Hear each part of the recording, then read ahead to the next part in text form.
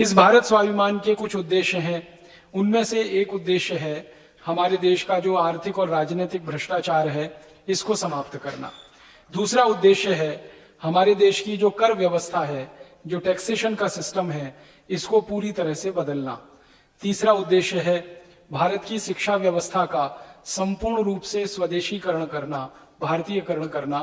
चौथा उद्देश्य है हमारे देश की जो न्याय व्यवस्था है उसका संपूर्ण रूप से स्वदेशीकरण, भारतीयकरण करना। पांचवा उद्देश्य है हमारी अर्थव्यवस्था का स्वदेशीकरण करना, भारतीयकरण करना। छठा उद्देश्य है हमारे देश की जो सामाजिक कुरीतियां हैं उनको जड़ मूल से नाश करना, जैसे शराब है, बीड़ी है, सिगरेट है, गुटखा है, तंबाकू है। व्यसन के अधीन रखने वाली जो खराब बातें देश और समाज में फैली हैं, इनकी समाप्ति करना।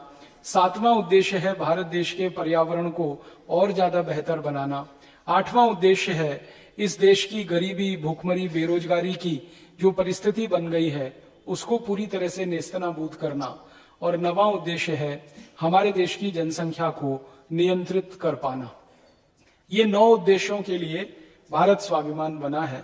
इन्हीं की पूर्ति के लिए हम ये काम करने की तैयारी कर रहे हैं। आपके मन में एक सवाल आएगा कि अगर हम इन उद्देश्यों की पूर्ति के लिए काम करना चाहते हैं तो आजादी के 62 साल में क्या इन उद्देश्यों की पूर्ति नहीं हो पाई है? हम लोग अध्ययन करते हैं, अभ्यास करते हैं। आप भी थोड़ा बहुत देश के बारे में जानने और समझने का मादा रखते हैं। काफी कुछ आप देश के बारे में पढ़ते हैं, चिंतन करते हैं। हमारा अध्ययन और आपकी समझ दोनों को अगर मैं जोड़ दूं तो ऐसा लगता है कि आजादी के 62 साल के बाद भी हम उन उद्देश्यों की पूर्ति नहीं कर पाए हैं जिन उद्देश्यों की पूर्ति के लिए आजादी की लड़ाई लड़ी गई। हमारे देश के क्रांतिकारियों ने जिन उद्देश्यों के लिए आजादी लाई है वो उद्देश्य अभी भी अधूरे हैं। अगर कुछ क्रांतिकारियों का नाम लेकर मैं बात करूं तो इस देश के सबसे महान क्रांतिकारियों में एक, सबसे कम उम्र में फांसी के फंदे पर चढ़ने वाले जो क्रांतिवीरों में जिनकी गिनती होती है, अमर शहीद भगत सिंह, अमर शहीद चंद्रशेखर आजाद, अमर शहीद ऊधम सिंह, अमर शहीद खुदीराम बोस, अमर शहीद हमारे देश के ऐसे सचिंद्रनाथ सान्याल, अमर शहीद हमारे देश के बहुत बड़े उद्देश्य के लिए समर्पित राम प्रसाद बिस्मिल, अमर शहीद हमारे देश के अशफाक उल्ला, अमर शहीद अजीमुल्ला। ऐसे 1-2 नहीं 7,32,000 शहीद जिन्होंने इस देश के लिए अपना सब कुछ कुर्बान किया, बलिदान किया। उनके सपने जो थे वो अभी भी पूरे नहीं हुए। इन शहीदों के दस्तावेजों को पिछले कई वर्षों से मैं पढ़ता हूं तो देख के दुख होता है कि ये सारे शहीद चाहते थे कि भारत आजाद हो और आजादी के बाद भारत की एक भी समस्या का समाधान जो अंग्रेजों ने पैदा की है वो भारत की व्यवस्था समाधान करे। अंग्रेजों की पैदा की गई गरीबी की समस्या, बेरोजगारी की समस्या, भूखमरी की समस्या, भ्रष्टाचार की समस्या, सामाजिक छुआछूत, ऊंच नीच आदि की सामाजिक हमारी समस्या, इन सब का समाधान हमारे शहीद चाहते थे। भगत सिंह की बात अगर आपसे कहूं तो उन्होंने जेल में रहते हुए जब उनकी गिरफ्तारी हो गई थी, आप जानते हैं उन्होंने एक अंग्रेज अधिकारी की हत्या की थी, उसका नाम था सैंडर्स। सैंडर्स ने हमारे देश के एक क्रांतिकारी लाला लाजपत राय को लाठियों से इतना पीटा था कि श्री लाला लाजपत राय की मृत्यु हो गई थी।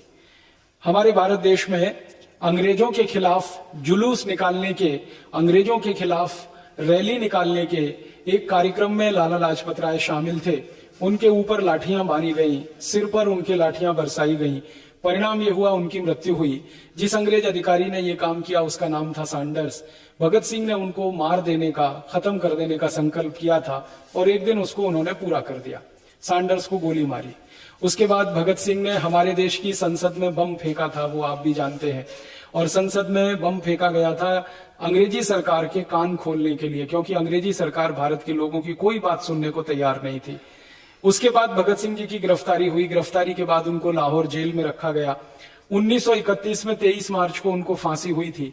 फांसी से 2 साल पहले भगत सिंह ने एक घोषणा पत्र जारी किया था।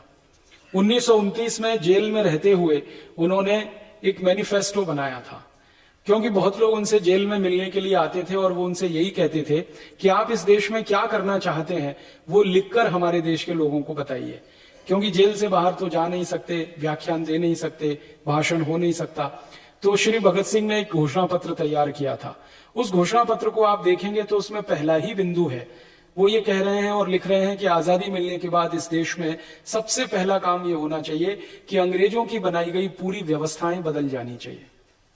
उस घोषणा पत्र में दूसरी बात ये कह रहे हैं कि अंग्रेजों ने भारत के नागरिकों की लूट करके जितना धन यहां से ले जाया है, ले गए हैं अंग्रेज यहां से, उस धन की किसी तरह से भारत में वापसी होनी चाहिए। तीसरा बिंदु उन्होंने लिखा है कि भारत देश के गरीबों की गरीबी संपूर्ण समाप्त होनी चाहिए। चौथा बिंदु है बेरोजगारी इस देश से मिट जानी चाहिए। पांचवा बिंदु उन्होंने लिखा है कि भारत के लोगों का सम्मान इतना होना चाहिए, वो हमारे देश के गरीब से गरीब आदमी हो, साधारण से साधारण आदमी हो, उनको भी इस देश में जिंदा रहने का उतना ही सम्मानजनक अधिकार मिले जो किसी करोड़पति को मिलता है। ऐसे उन्होंने करीब 28 से 29 बिंदु का घोषणा पत्र लिखा था। कुछ इसी तरह का घोषणा पत्र चंद्रशेखर आजाद ने बनाया था, वो 1924 में बनाया था। 1924 में चंद्रशेखर आजाद ने एक घोषणा पत्र तैयार किया था। उनका संगठन था हिंदुस्तानी रिपब्लिकन एसोसिएशन, हिंदुस्तानी सोशलिस्ट रिपब्लिकन एसोसिएशन। इस संगठन के अध्यक्ष थे पंडित राम प्रसाद बिस्मिल, इसके उपाध्यक्ष थे मनमथ नाथ गुप्त, इसके सेक्रेटरी हुआ करते थे चंद्रशेखर आजाद, और इसमें 14 और क्रांतिकारी शामिल थे। सचिंद्र नाथ लाहिड़ी थे इसके, वो ज्वाइंट सेक्रेटरी हुआ करते थे। ये संगठन का भी घोषणा पत्र 1924 में आया था। इसी तरह लोकमान्य बाल गंगाधर तिलक ने भारत की आजादी और संपूर्ण स्वराज्य के लिए घोषणा पत्र तैयार किया था। वो 1894 में पूरे देश के सामने रखा गया था। थोड़े संशोधन के बाद 1905 में वो फिर देश के लोगों के सामने रखा गया था। उसमें उन्होंने सबसे बड़ा जोर दिया था कि जब तक स्वदेशी की स्थापना भारत में नहीं होगी, स्वराज्य नहीं आएगा। और ऐसे एक एक नहीं, बहुत सारे क्रांतिकारियों के नाम लेके मैं आपसे कह सकता हूं। एक क्रांतिकारी हुआ करते थे नाना साहब पेशवा, उन्होंने एक घोषणा पत्र 1857 में लिखा था, जब आजादी का पहला संग्राम इस देश में हुआ था। उसमें भी उन्होंने कुछ इसी तरह की बातें लिखी थी। अंग्रेज चले जाएं, अंग्रेजों की सरकार चली जाए, अंग्रेजों की व्यवस्था खत्म हो जाए, स्वदेशी व्यवस्था हो, गरीबी दूर हो, बेकारी दूर हो। ये सारे नाम लेने के पीछे मेरा एक ही आशय है कि मैं आपके ध्यान में एक ही बात लाना चाहता हूं, वो ये कि भारत के सारे क्रांतिकारियों का कोई सपना था देश की आजादी के लिए, देश की स्वतंत्रता के लिए, और उस सपने के लिए पूरा जीवन उन्होंने कुर्बान कर दिया। किसी ने 23 साल की उम्र में फांसी के फंदे को चूम लिया, तो किसी ने 16 साल की उम्र में फांसी के फंदे को चूम लिया। खुदीराम बोस को जब फांसी हुई थी तो उनकी उम्र मात्र 16 साल की थी, और अंग्रेजी सरकार के कानून के खिलाफ उनको फांसी हुई थी। अंग्रेजों की सरकार का उस समय का कानून था कि 18 साल से कम उम्र के किसी भी बच्चे को फांसी नहीं दी जा सकती, लेकिन खुदीराम बोस को 16 साल की उम्र में ही फांसी पे चढ़ा दिया अंग्रेजों ने। तो खुदीराम बोस रहे हो जिनकी 16 साल की उम्र में फांसी हो, या शहीद भगत सिंह हो जिनकी 23 साल की उम्र में फांसी हो, या चंद्रशेखर आजाद की शहादत जो 25-26 साल की उम्र में हुई, सभी क्रांतिकारियों ने अपने जीवन का वो समय दांव पे लगाया जो सबसे गोल्डन पीरियड होता है, सुवर्ण युग होता है, जवानी का समय होता है। अपनी पूरी जवानी को देश के लिए होम कर दिया। और ऐसे एक दो क्रांतिकारी नहीं थे, 7,32,000 थे। झांसी की रानी लक्ष्मीबाई हो, रानी झलकारी बाई हो, कित्तूर चेन्नम्मा हो, रानी दुर्गावती हो, किसी का भी नाम लेके आप देखेंगे, झांकने की कोशिश करेंगे उनके जीवन में, तो आपको पता चलेगा कि उन्होंने अपनी जवानी के दिनों में कोई सुख नहीं भोगा अपने शरीर के लिए, अपने परिवार के लिए। सब कुछ उन्होंने कुर्बान किया इस देश के लिए, समाज के लिए, और उन्हीं की कुर्बानियों की बदौलत हम इस देश में आजाद हो पाए हैं। हमारे देश में क्रांतिकारियों की एक धारा थी जो अहिंसा के रास्ते पे चलकर देश को आजाद कराना चाहते थे। महात्मा गांधी उनके नेता थे। दूसरी क्रांतिकारियों की एक धारा थी जो अंग्रेजों से सीधे संघर्ष करके इस देश को आजाद करना चाहते थे, हिंसा के रास्ते से। मेरा ऐसा मानना है कि एक कैंची होती है ना, कैंची, उसके दो हिस्से होते हैं। ऐसे ही हमारे देश की आजादी की लड़ाई को अगर हम कैंची माने तो इस कैंची के दो हिस्से थे, एक अहिंसावादी क्रांतिकारी, दूसरे हिंसा को मानकर काम करने वाले क्रांतिकारी। दोनों ने मिलकर अंग्रेजों को काटा था, या अंग्रेजी साम्राज्य को काटा था, या अंग्रेजी साम्राज्य के तारों को काटा था। दोनों का ही योगदान इस देश में बहुत महत्वपूर्ण है, किसी को कम करके नहीं आंका जा सकता।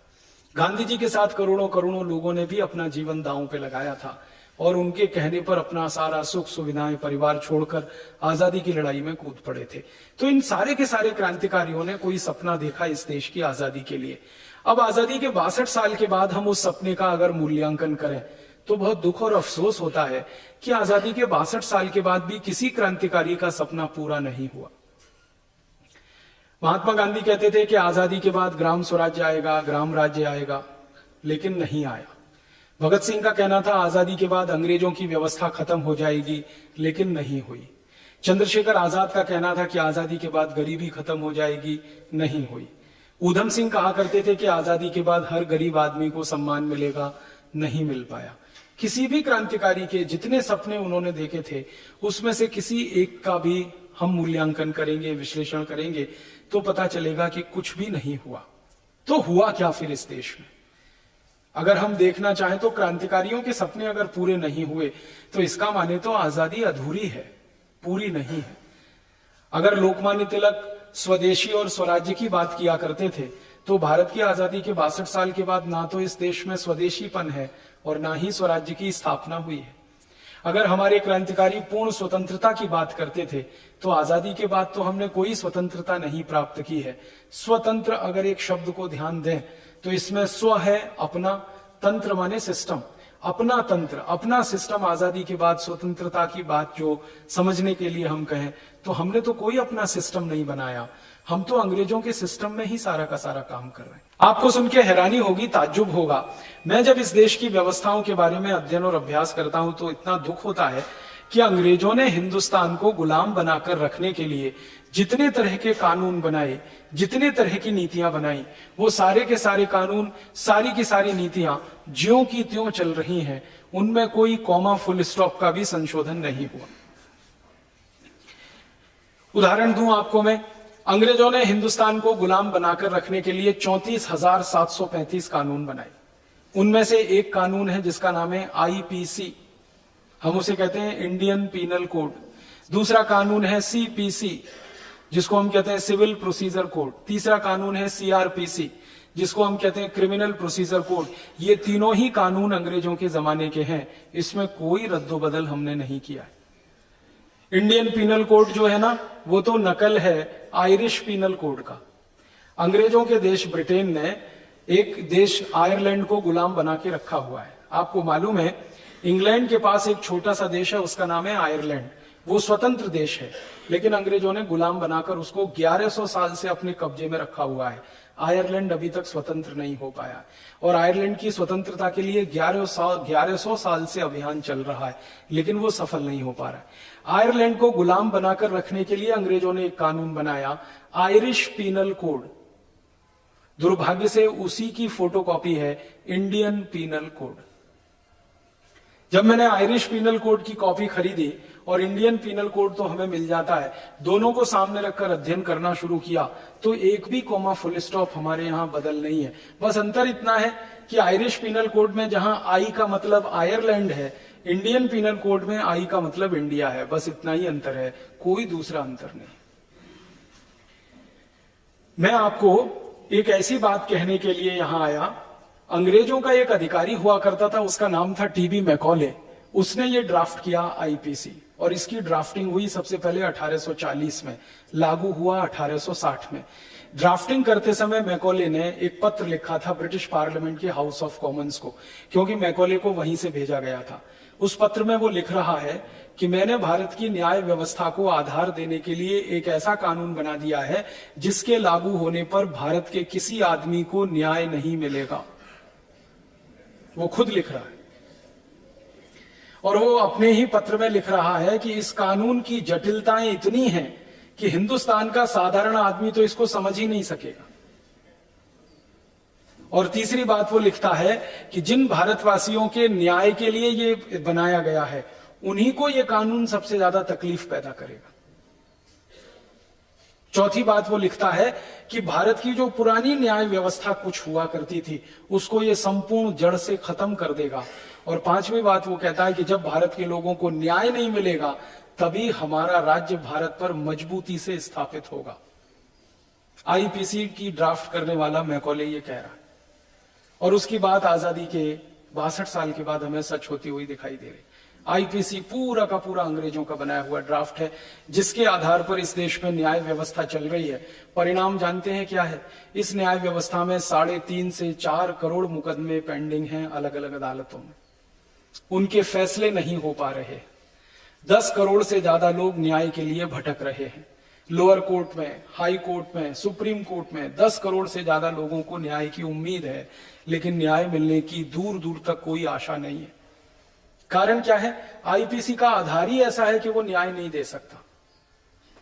और एक गहरी बात मैकॉले कहता है, वो ये कहता है कि ये कानून लागू होने के बाद भारतवासी ये अपेक्षा करेंगे कि उनको न्याय मिले। न्याय तो कहीं नहीं मिलेगा, उनके मुकदमों का फैसला होगा, न्याय नहीं मिलेगा। मुकदमे का निपटारा होना अलग बात है, केस का डिसीजन आना एक अलग बात है, केस का जजमेंट आना एक अलग बात है, और न्याय मिलना बिल्कुल अलग बात है। तो वो खुद ही कह रहा है कि इससे तो न्याय मिलेगा नहीं। अब इतनी साफ बात जिस मैकॉले ने आईपीसी के बारे में लिखी है, उस आईपीसी को हिंदुस्तान की संसद ने आजादी के 62 साल के बाद भी नहीं बदला, वो वैसे का वैसा ही चल रहा है। यही हाल सीआरपीसी का है, यही हाल सीपीसी का है, यही हाल हिंदुस्तान के एक कानून का है जिसका नाम है इंडियन पुलिस एक्ट। 1860 का बना हुआ ये कानून है। अंग्रेजों ने ये कानून बनाया था भारतवासियों पर दमन और अत्याचार करने के लिए। आजादी के 62 साल के बाद भी वही हो रहा है, दमन और अत्याचार। इस कानून में हर पुलिस अधिकारी को राइट टू ऑफेंस है, पिटने वाले को राइट टू डिफेंस नहीं है, क्योंकि ये गुलामी के दौर का कानून है। इसमें हम कोई संशोधन नहीं कर पाए 62 साल के बाद। एक इंडियन सिविल सर्विसेज एक्ट है जिसमें इतना ही संशोधन हुआ है कि वो इंडियन सिविल सर्विसेज एक्ट से होकर इंडियन एडमिनिस्ट्रेटिव एक्ट हो गया है, बाकी उसमें कुछ बदला नहीं है। वैसे की वैसी धारा है, वैसे के वैसे सारे बंद और उपबंध उस कानून के हैं। एक इंडियन फॉरेस्ट एक्ट है, बड़ा अद्भुत कानून है। साधारण आदमी लकड़ी नहीं काट सकता, अगर काटे तो जेल हो जाए उसको। भारत का कोई साधारण आदमी गलती से जंगल में चला जाए और कुछ लकड़ी ले आए, क्या करने के लिए? चूल्हा जलाने के लिए, आग जलाने के लिए, रोटी बनाने के लिए। साधारण आदमी जंगल से लकड़ी लाकर अगर ये काम करे तो अपराध है। लेकिन कोई ठेकेदार इस देश में जंगल के जंगल साफ कर दे, कोई फर्क नहीं पड़ता इस देश में। जंगल के जंगल साफ कर। हमारे देश में एक अमेरिकी कंपनी है जो ये काम करती है, उसका नाम है आईटीसी। पूरा नाम है इंडियन टोबैको कंपनी, मूल नाम है अमेरिकन टोबैको कंपनी। ये कंपनी सिगरेट बनाती है। आपको मालूम है सिगरेट बनाने के लिए कागज लगता है, कागज बनाने के लिए पेड़ काटने पड़ते हैं। ये कंपनी हर साल हिंदुस्तान में 200 अरब सिगरेट बना के बेचती है, और ये कंपनी हर साल 14 करोड़ पेड़ काटती है। इस कंपनी के किसी अधिकारी को आज तक जेल नहीं हुई है, फांसी पे नहीं लटकाया गया है। क्यों? इंडियन फॉरेस्ट एक्ट ऐसा है जिसमें सरकार के द्वारा अधिकृत ठेकेदार तो जंगल के जंगल काट सकता है, लेकिन साधारण आदमी जंगल से एक लकड़ी नहीं उठा सकता। आपका जो मध्य प्रदेश है ना, इसके जबलपुर हाई कोर्ट में एक मुकदमा चल रहा है। मैं उस मुकदमे में एक तरह से हस्तक्षेप करने वाला व्यक्ति बना हुआ। वो मुकदमा बहुत इंटरेस्टिंग है। एक बूढ़ी महिला है, जबलपुर में रहती है, उसके ऊपर फॉरेस्ट डिपार्टमेंट ने मुकदमा किया हुआ है। आरोप क्या है? उसने जंगल से लकड़ी चुराई। उस महिला को जब अदालत में पेश किया गया तो जज के सामने उसने एक ही सवाल पूछा जिसका जवाब किसी के पास नहीं है। उस महिला ने यह कहा था कि मैंने लकड़ी चुराई रोटी बनाने के लिए, और रोटी बनाने के लिए अगर मैं लकड़ी ना जलाऊं तो क्या दोनों हाथ जलाऊं अपने चूल्हे में? किसी के पास जवाब नहीं। और हमने उसकी वकालत करते हुए कोर्ट के सामने कहा कि इस महिला ने 2 लकड़ी चुराई है और चूल्हे में जलाई है और 2 रोटी बनाई है, तो इसको जेल भेजने की आप तैयारी कर रहे हैं। यहां आईटीसी नाम की कंपनी हर साल 14 करोड़ पेड़ काट रही है, उसके गिरेबान पर हाथ डालने की हिम्मत आपकी अदालत में भी नहीं है। क्यों? पैसे वाली कंपनी है, अमेरिका की कंपनी। तो कानून जो बने हुए हैं वो इस हिसाब से बने हुए हैं कि साधारण आदमी को आप जितनी प्रताड़ना दे सकते हैं, साधारण आदमी को जितना दुख दे सकते हैं दे दो, विशेष आदमी को आप छू भी नहीं सकते उस कानून की ताकत से। ऐसा इंडियन फॉरेस्ट एक्ट है।